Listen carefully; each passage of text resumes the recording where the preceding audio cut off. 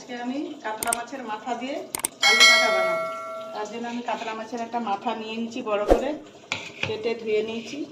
তার সঙ্গে আমি আলু নিয়েছি। আর মশলাটা কী কী লাগবে একবার শুনে নিন। রসুন বাটা, পেঁয়াজ বাটা, আদা বাটা, টমেটোর পেস্ট, জিরে বাটা, লঙ্কা গুঁড়ো, হলুদের গুঁড়ো আর নুন। আলু কাটাটা আমি কিভাবে বানাচ্ছি আপনারা দেখতে থাকুন। আলু কাটাটা কিভাবে বানাচ্ছি। সাদা তেল দিয়ে দেবো। মাছটা আগে ভেজে নেবো মাথাটা। ততক্ষণে আমি একটু মাছের মাথায় হলুদটা মাখাবো। তেল গরম হয়ে গেছে, মাথাগুলো এবারে ছেড়ে দেবো এক এক করে।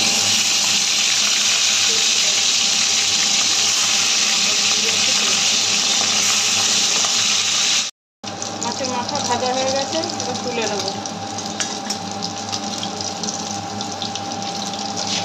ভেঙে দেবো।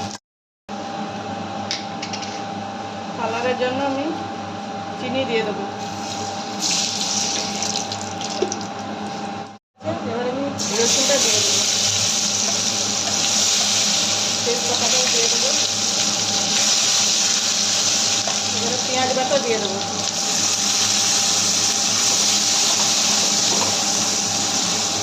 টমেটোর পেস্টটা দিয়ে দেবো।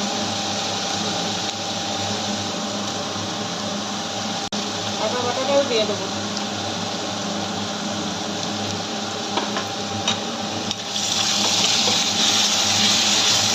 লঙ্কা দেবো, যে জন্য ঝাল খায় সেরকম দেবো।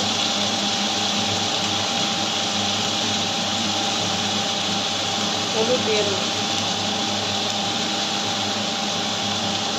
হালকা করে একটু জল দিয়ে দেবো। মশলাটা বসে যাচ্ছে, অল্প করে দেবো।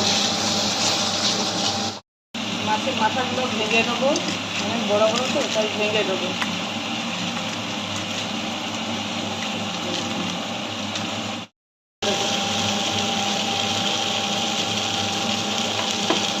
এর উপরে আলু সিদ্ধ আলু দিয়ে দেবো।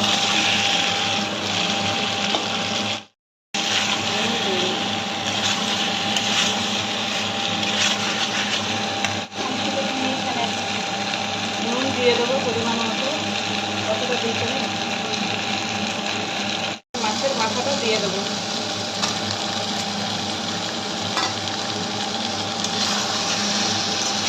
হয়ে গেছে মাছের মাথা দিয়ে, এবার আমি পরিমাণ মতো জল দিয়ে দেবো। আলু সিদ্ধ আছে তাই অল্প করে জল দেবো।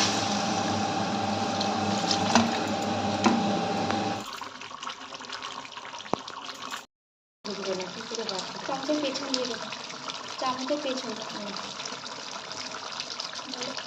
উপরে আমি একটু অল্প করে ঘি দেবো। তরকারিটা হয়ে এসছে তাই আমি অল্প ঘি দিয়ে দেবো।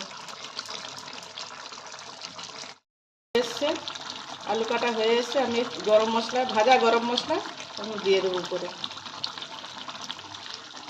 একটু বেশি করে দেবো, মাছের কাটা দিয়ে রান্না তো তাই একটু দিয়ে দেবো। সুন্দর একটা কালার এসছে দেখুন। আপনারা এইভাবে বানিয়ে খেয়ে দেখবেন। মাছের মাথা দিয়ে আলু কাটা দারুণ লাগবে, পুরো মাংসের মতো রান্না, দারুণ খেতে। আমার তো ভালো লাগে, আপনাদের কীরকম লাগে জানি না। ভালো লাগলে কমেন্ট করে জানাবেন। টমেটো থাকলে ভালো লাগবে, তাই আমি ঢেলে নেব। গ্যাসটা বন্ধ করলাম, এবার ঢেলে নেব। মাছের আলু কাটা রান্না হয়ে গেছে। ভালো লাগলে কমেন্ট করে সাবস্ক্রাইব করে সঙ্গে থাকবেন।